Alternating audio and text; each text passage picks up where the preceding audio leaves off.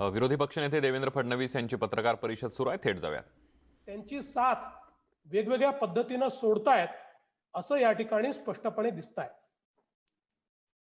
एक और चीज मैं बहुत स्पष्ट रूप से कहना चाहता हूं, महाराष्ट्र में कोविड की परिस्थिति बहुत गंभीर है.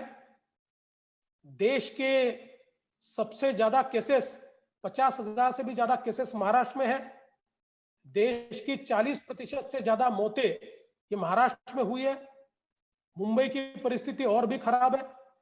मुंबई में 1 मई से 29 मई तक की 1 मई से 25 मई तक की अगर हम लोग टेस्ट देखें तो उन टेस्ट में हमको ये ध्यान में आएगा कि बड़े पैमाने पर इन्फेक्शन बढ़ रहा है और कुल मिलाकर मुंबई में 10,000 टेस्ट की कैपेसिटी है, लेकिन एवरेज 3,500 टेस्ट हो रहे हैं.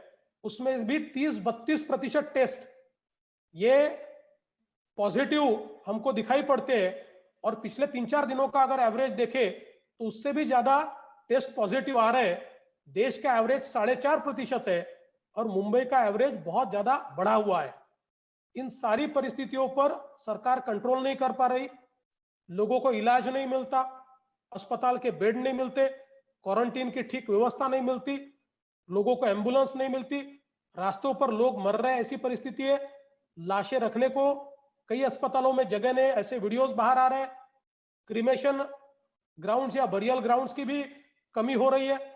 और ये सारी परिस्थिति को कंट्रोल में लाने में सरकार बड़े पैमाने पर असफल हो रही है.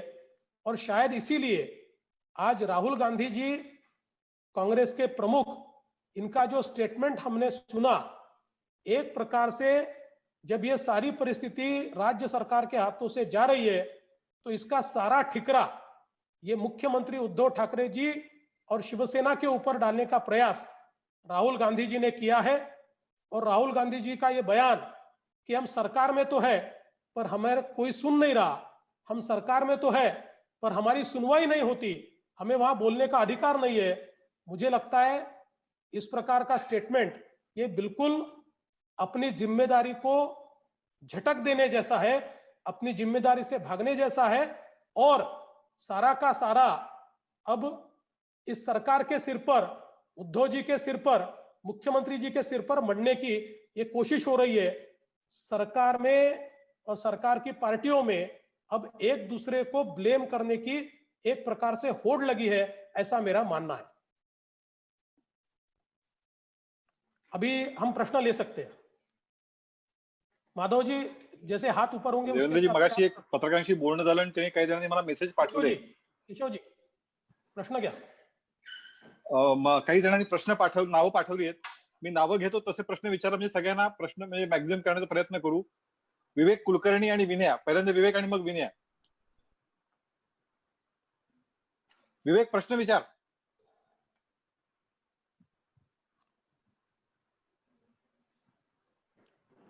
विनया. देवेंद्रजी, तुम्ही राहुल गांधींच्या स्टेटमेंटचा देखील उल्लेख केलेला आहे आणि यापूर्वी देखील तुम्ही म्हणले की कोरोनाचा मुकाबला करण्यासाठी राज्य सरकार असमर्थ ठरत आहे. राज्यात कालपासून अशी चर्चा सुरू झालेली आहे की राज्य सरकार कोरोनाचा मुकाबला करण्यासाठी असमर्थ ठरत असल्यामुळे राज्यामध्ये राष्ट्रपती शासन लागू करावं, राज्य सरकार बरखास्त करण्यात यावं, याबद्दलची तुमची काय भूमिका आहे? असं आहे की पहिल्यांदा सुब्रमण्यम स्वामीजींनी ही मागणी केली आणि काल मला असं वाटतं राणे साहेबांनी मागणी केली. राणे साहेब भाजपचे ज्येष्ठ नेते आहेत. आपल्याला राणे साहेबांचा स्वभाव माहिती आहे. ते अन्याय सहन करत नाही आणि ते थेट बोलतात. त्यामुळे परिस्थिती हाताबाहेर चालली आहे म्हणून त्यांनी ती मागणी केली असेल. परंतु भारतीय जनता पक्षाला आता राजकारणात इंटरेस्ट नाही आहे. कोरोनाशी आम्हाला लढाई लढायची आहे. आम्हाला सरकार बनवण्याकरता कुठलीही घाई नाही आहे. त्यामुळे आता आमचा सगळा फोकस हा कोरोनाच्या लढाईमध्ये आहे. राज्यपाल महाराष्ट्रातली परिस्थिती केंद्राला पाठवत असतात, केंद्र त्याच्यावर विचार करत असतो. परंतु मला असं वाटतं की आता केंद्राचाही सगळा फोकस हा पूर्णपणे कोरोनाच्या लढाईमध्ये आहे. त्यामुळे मला असं वाटतं की आता जे काही स्टेटमेंट्स येत आहेत किंवा जी चर्चा चाललेली आहे त्या चर्चेमध्ये आम्ही सामील नाही. आम्हाला राजकारणात आता इंटरेस्ट नाही. कोरोनाची लढाई इफेक्टिव्ह झाली पाहिजे याकरता मात्र आम्ही दबाव तयार करणार आहोत. विनय देशपांडे.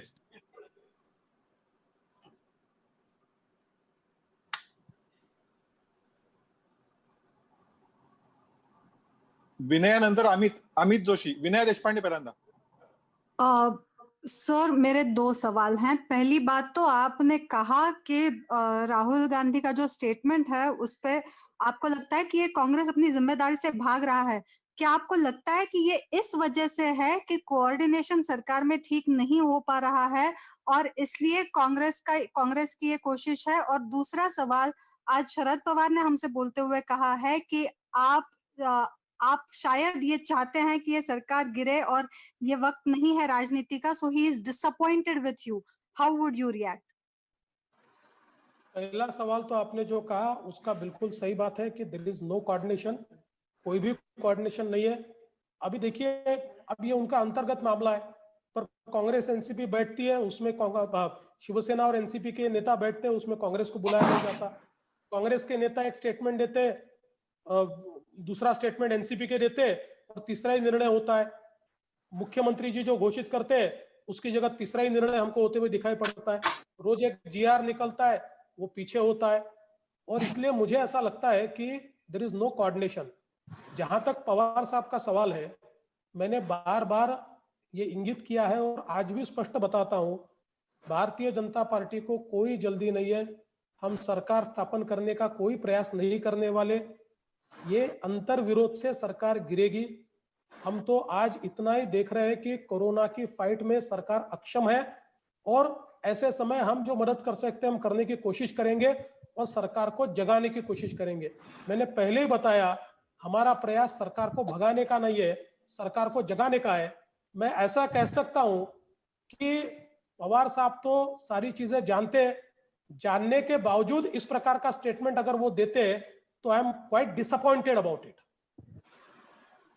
अमित जोशी.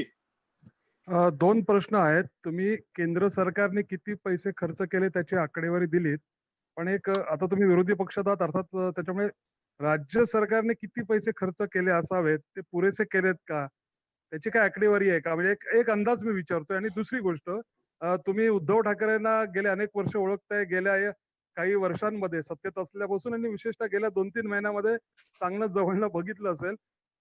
मुख्यमंत्री म्हणून त्यांच्या नेतृत्वाबद्दल, त्यांनी ज्या पद्धतीनं काम करणं अपेक्षित आहे त्याबद्दल तुमचं काय म्हणणं आहे? कारण निवडणुका एक हाती जिंकून देणं एक वेगळी गोष्ट आहे आणि सत्तेमध्ये गेल्यावर मुख्यमंत्री म्हणून काम करणं एक वेगळी गोष्ट आहे. तुम्हाला त्यांचा परफॉर्मन्स कसा वाटतो?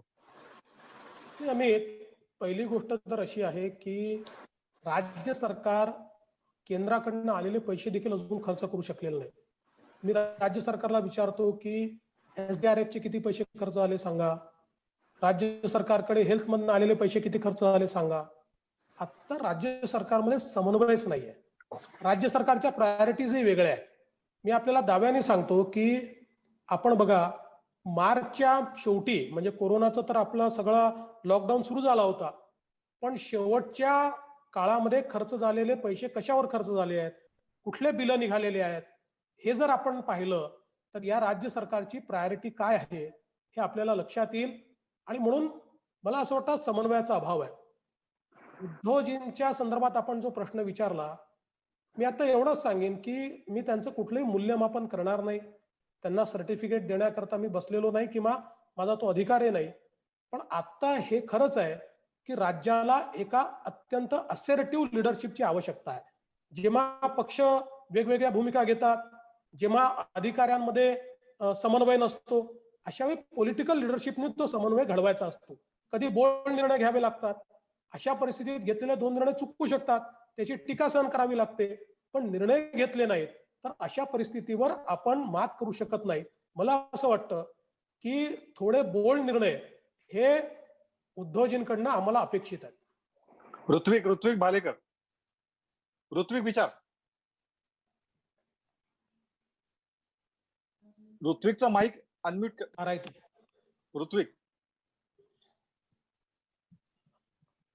ऋत्विकचा माईक प्लीज अनम्यूट होतो. एक मिनिट थांबा. अनम्यूट होतो तो.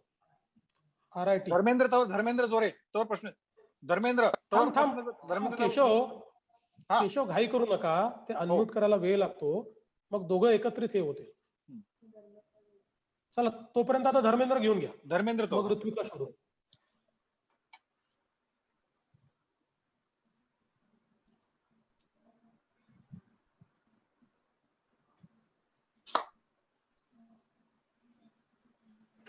साहिल आहे तोवर. साहिल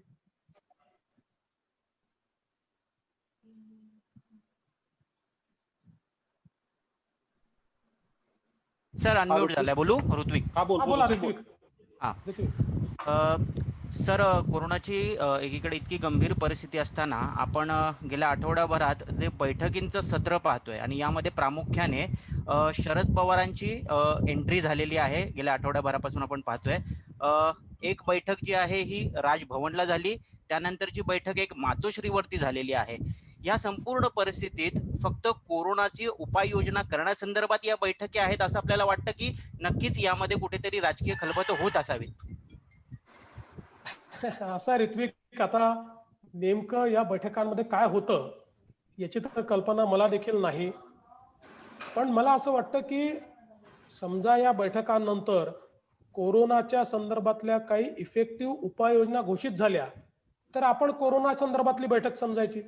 पण बैठका होत आहेत, दुसऱ्या दिवशी ट्विट होत आहे की आम्ही अशी अशी बैठक केली, पण त्या बैठकीतनं ठरलं काय, ही कशा करता होती, हे जर कळलं तर अधिक चांगलं होईल. त्यामुळे मला असं वाटतं की आत्ता सगळ्यांचा फोकस कोरोना असला पाहिजे.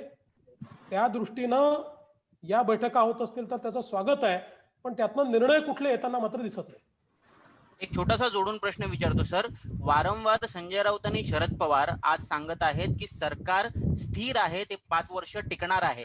हे सांगण्याची वेळ त्यांच्यावर काय येते? विरोधक म्हणून तुमच्याकडनं काही हालचाली तुमच्या गोटात सुरू आहेत का ज्याची त्यांना भीती वाटते?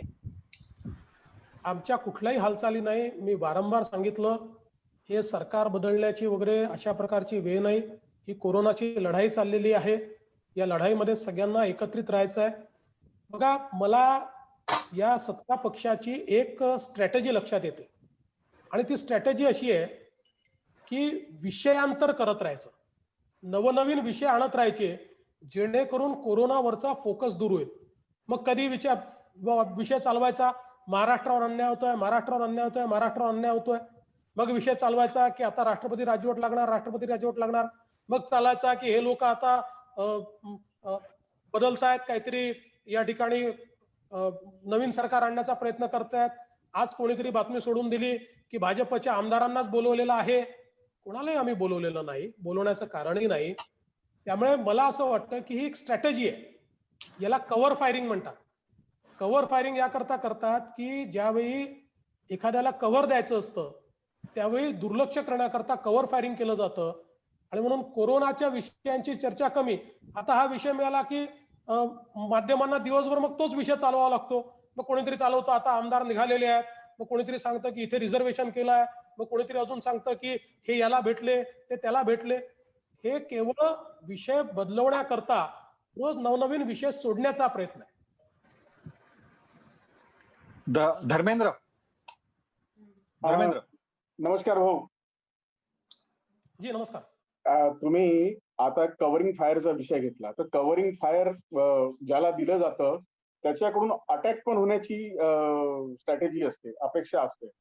तर अपोजिशन वरती तुम्ही त्या पद्धतीचा अटॅक अपेक्षित करत आहात. आणि दुसरा एक सेंटरवरती आहे. एक माझा एक कन्स्ट्रक्टिव्ह एक आहे, हे पॉलिटिकल एक प्रश्न झाला, तो अर्धा सोडतो मी, पॉलिटिकल भरपूर झालं, की काही लोकांना आपण सुद्धा मदत केलेली आहे. की मला एक आठवतं की शिक्षकांची जेव्हा उत्तर भारतीय शिक्षकांना जेव्हा जायचं होतं, ट्रेन मिळाली नाही, तेव्हा तुम्ही कोऑर्डिनेट करून एक ट्रेन अवेलेबल करून दिली, असं कपिल पाटलांनी कालच्या ब्लॉगमध्ये त्यांच्या लिहिलंय.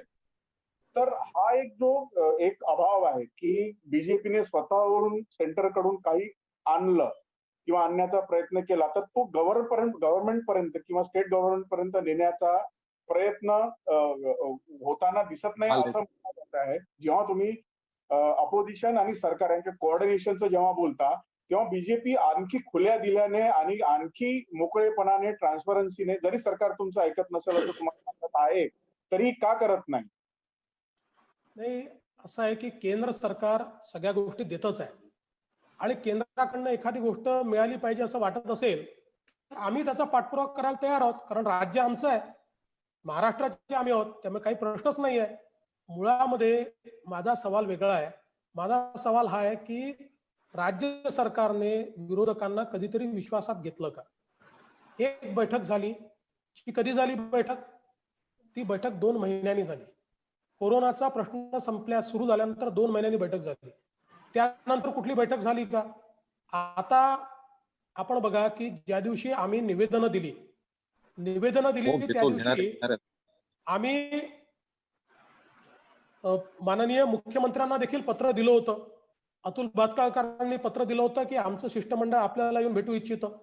ऑटो जनरेटेड आम्हाला रिप्लाय आला की तुमचं पत्र हे उचित कारवाई करता पाठवण्यात आलेलं आहे.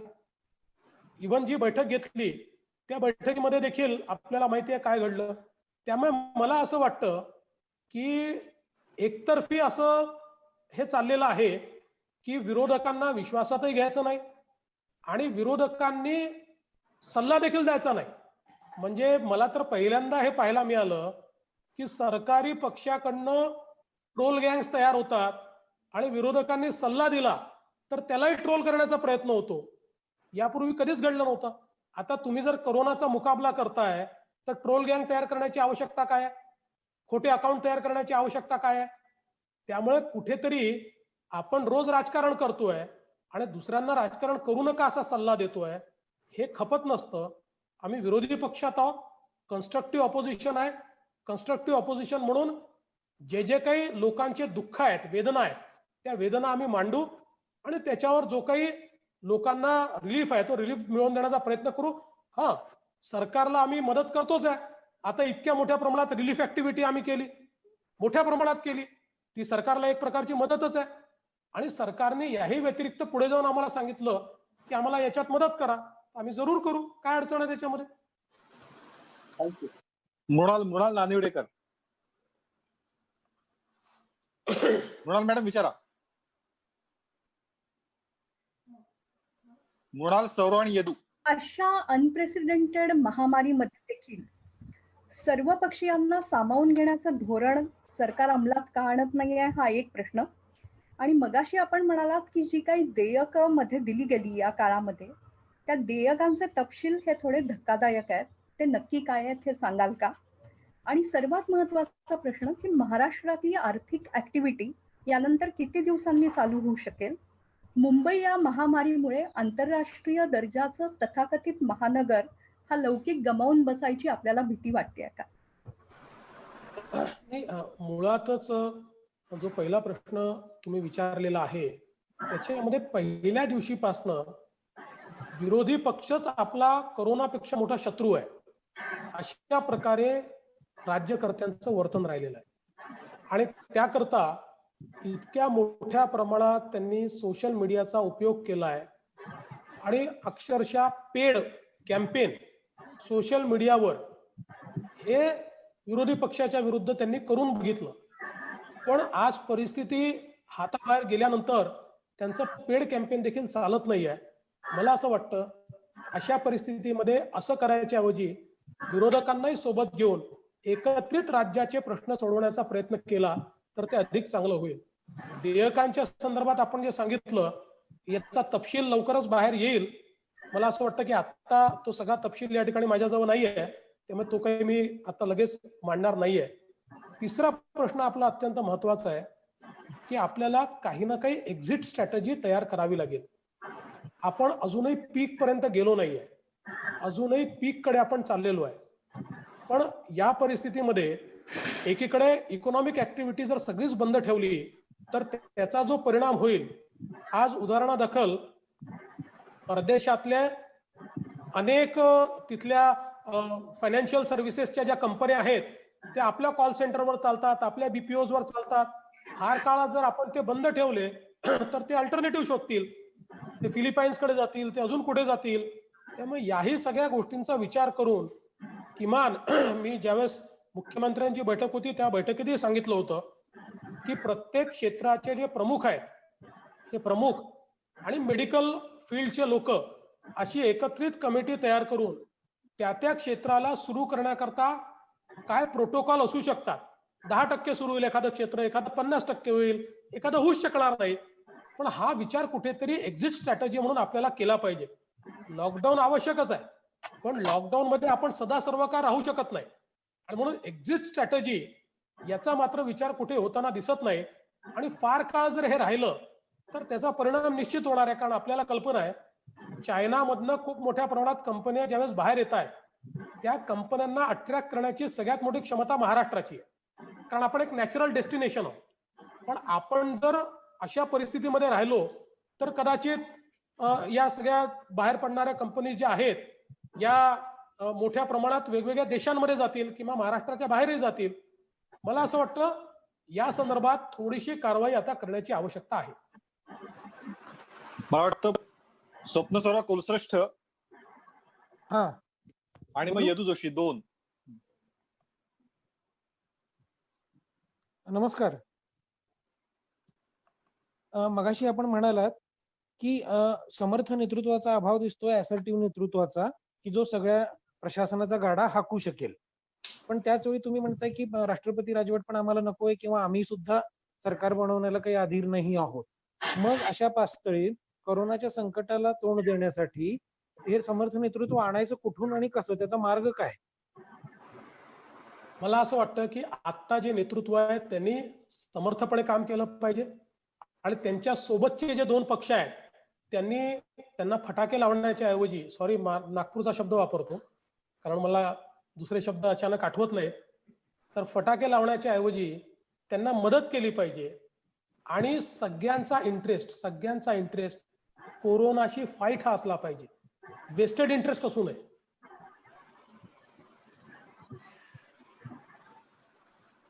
यदू जोशी. नमस्कार फडणवीसजी.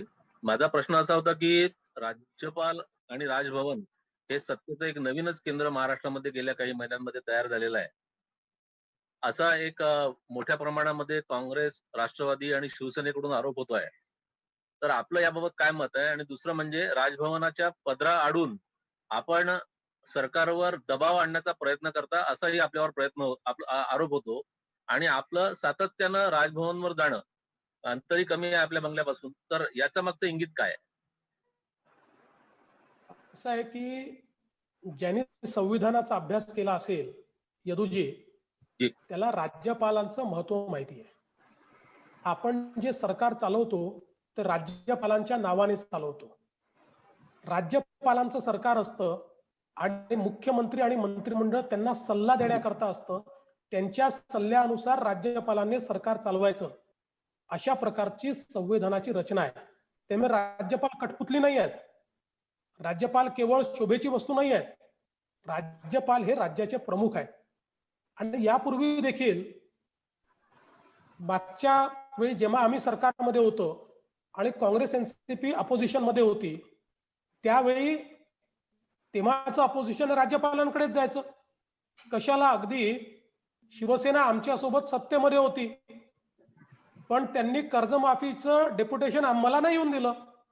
कर्जमाफीचं डेप्युटेशन आमच्या मंत्रिमंडळातले मंत्री घेऊन ते राज्यपालांकडे गेले आणि त्या ठिकाणी त्यांनी ते डेप्युटेशन दिलं.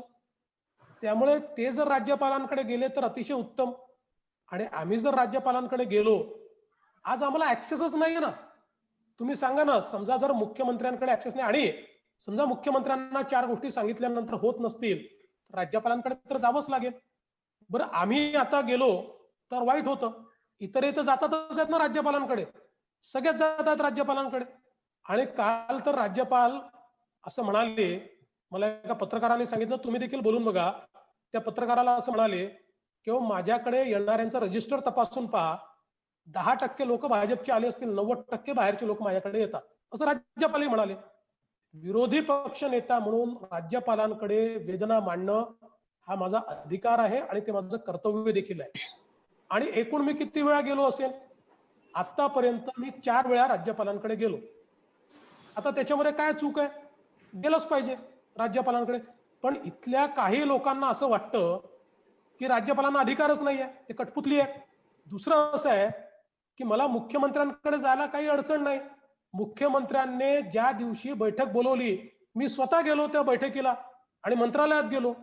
मी नवीन सरकार आल्यानंतर कधीही मंत्रालयात गेलो नाही. पहिल्यांदा मंत्रालयात गेलो, मुख्यमंत्र्यांनी बैठक बोलवली म्हणून. मुख्यमंत्री याच्यावर होते, म्हणजे ते त्यांच्या घरी होते, पण ते काही महत्वाचा विषय नाहीये. पण मी त्यांनी बोलवलेल्या बैठकीला गेलो. त्याच्यामुळे मला असं वाटतं की अशा प्रकारचा प्रश्न जे विचारतायत त्या लोकांना देशाच्या संविधानाचीच माहिती नाही आहे, असं माझं मत आहे. कमलेश सुतार आणि मग शुभांगी खापरे. सर नमस्ते. एक प्रवासी मजदूरों को लेकर एक नई सिरे से राजनीति देखने को मिल रही है. पिछले कुछ दिनों में उत्तर प्रदेश के मुख्यमंत्री योगी आदित्यनाथ ने ये कहा कि आइंदा महाराष्ट्र में जो भी उत्तर प्रदेश से मजदूर जाएंगे तो उन्हें उत्तर प्रदेश सरकार की परमिशन लेनी पड़ेगी, जिसके बाद महाराष्ट्र से भी प्रतिक्रिया आई.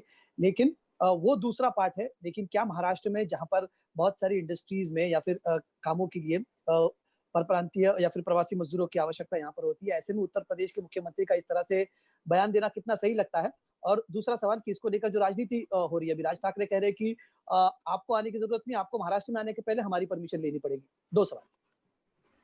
देखिए, सबसे पहले तो उत्तर प्रदेश के मुख्यमंत्री योगी जी ने जो स्टेटमेंट किया वो किस पर्सपेक्टिव में किया. अगर हम आउट ऑफ कॉन्टेक्स्ट उसको देखेंगे तो हमको वो अजीब लगेगा. लेकिन जिस प्रकार से महाराष्ट्र में माइग्रेंट लेबर के साथ व्यवहार हुआ, उस व्यवहार के चलते उन्होंने किया वो स्टेटमेंट है. ये योगी जी भी जानते हैं और राज ठाकरे जी भी जानते हैं. इस देश के संविधान में कोई भी लेबर कहीं से कहीं पर भी जा सकता है. लेकिन योगी जी ने दुख प्रकट किया कि किस प्रकार का व्यवहार, आज जो माइग्रेंट लेबर महाराष्ट्र की अर्थव्यवस्था में कुछ ना कुछ तो योगदान दे ही रहे थे, ऐसा योगदान देने वालों के साथ जो व्यवहार हुआ उसके ऊपर उन्होंने दुख प्रकट किया. और राज ठाकरे जी तो बिल्कुल ऐसे मामलों में पॉलिटिकली अलर्ट है, होशियार है. उन्होंने लपक कर उसके ऊपर अपनी राजनीति खेल दी. मुझे लगता है इसमें से हमने इतना ही समझना चाहिए कि जो माइग्रेंट लेबर है, ये माइग्रेंट लेबर महाराष्ट्र की अर्थव्यवस्था का एक हिस्सा रहा है और इसके जाने से निश्चित रूप से अर्थव्यवस्था को स्टार्ट करने में, शुरू करने में तकलीफ जाएगी. और हमारी सरकार जो कह रही है कि अब इसकी जगह हम सन ऑफ द सॉइल को, हमारे यहाँ के लोगों को रोजगार देंगे, उसका भी मैं स्वागत करता हूँ. लेकिन यथार्थ ये है और वास्तविकता ये है, लेबर रिप्लेसमेंट ऐसा कागज पर नहीं होता. ऐसा अचानक ये चला गया है इसलिए इसकी जगह इसको नौकरी मिलती है, ऐसा नहीं होता. क्योंकि over a period of time उनके सबके स्किल्स तैयार हुए हैं. उन स्किल्स के आधार पर वो यहाँ पर थे और वो स्किल्स कोई महीने 2 महीने में कोई son of the soils acquire कर पाएंगे ऐसा नहीं है. सन ऑफ द सॉइल्स को मिलता तो हमको खुशी होगी, लेकिन मुझे लगता है कि ये बहुत पॉसिबल नहीं है और इसलिए माइग्रेंट लेबर्स के साथ अच्छा व्यवहार होना चाहिए था. ये बात मैं मान्य करता हूँ. Khapre madam, Shubhangi Khapre madam. So my two questions. One is about the issue which Kamlesh raised about the migrant issue. In this entire COVID factor, the unfortunate fact we saw from both the ruling party as well as the opposition, not necessarily Maharashtra, but also at the center, was the inhuman phase when it came to tackling the